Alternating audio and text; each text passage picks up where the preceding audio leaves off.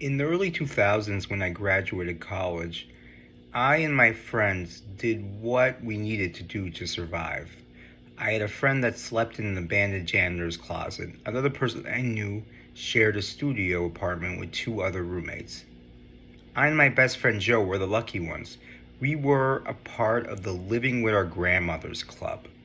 My grandmother had a one-bedroom apartment in the Hasidic Borough Park. Not my first choice after leaving the fancy NYU dorms in the village, but it was better than moving back with my parents in Boston. I just came back from working in the Japanese anime industry, and I was trying to make it in the American animation industry. So I moved in with my backpack of clothing, my laptop, and my one Japanese anime cartoon porno mag. This was the only pornographic item I'd ever purchased. I bought it strictly for research purposes, by the way. Anyway, me and my grandmother both had a symbiotic relationship. My grandmother would provide me with a couch to crash on, and I would make her less lonely in her final years of life. To say my grandfather had a hard life was an understatement. She was the only person in her family of 5 to survive the Holocaust. My grandfather met her at a refugee camp shortly after, and I courted her by offering to pay to fix her teeth. They ended up getting married, moving to Israel right when it was established, going from a tent city to an apartment on the border of Jordan in the 1950s that was constantly getting shot at by the opposition army.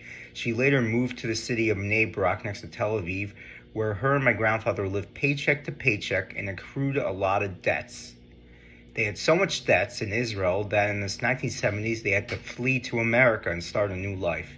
In America, they had a better financial life, but their social life was horrible. They were isolated because their English was non-existent, and they were separated from the majority of their family. They knew Yiddish, so they moved to Williamsburg. My grandmother worked as a seamstress and my grandfather as a tailor.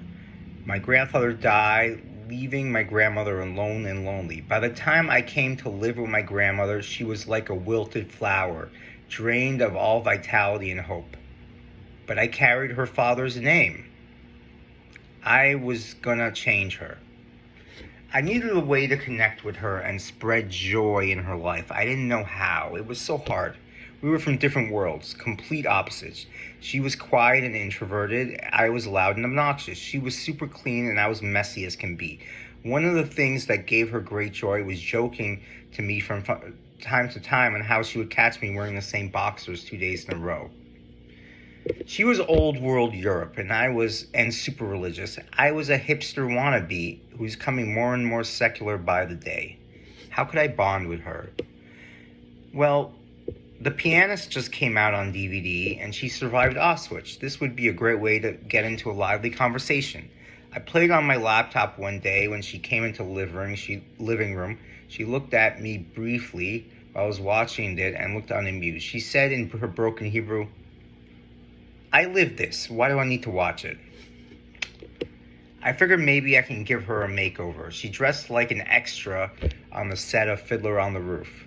Maybe I could cheer her up by that. One day when she came into the living room, I brought her a magazine and showed her some cute modern old lady outfits that she might be interested in. She looked at the catalog briefly and went, "America!" and walked out the room. Then one day I had an idea. My grandmother didn't have any real entertainment in her life. The only thing she did to keep busy was read a book of pastimes for hours a day. Her native language was Hungarian. I would find her a weekly Hungarian newspaper with current world events in order to keep her up to date. I had researched and found a Hungarian bookshop that carried a weekly newspaper of exactly what I thought of. I bought a copy, and one day I surprised her and handed it to her. She looked at it, started laughing, and was smiling from ear to ear. This was the happiest I had seen her in a while. A couple of months later, I found my own basement apartment in Carroll Gardens, and I was moving out. She hugged me. She looked genuinely sad to see me go, and in a broken Hebrew she said, "I will miss you. I have one favor to ask you." I said, "Anything, Savta, anything for you. Can you throw out the magazine with the naked cartoon Asian ladies?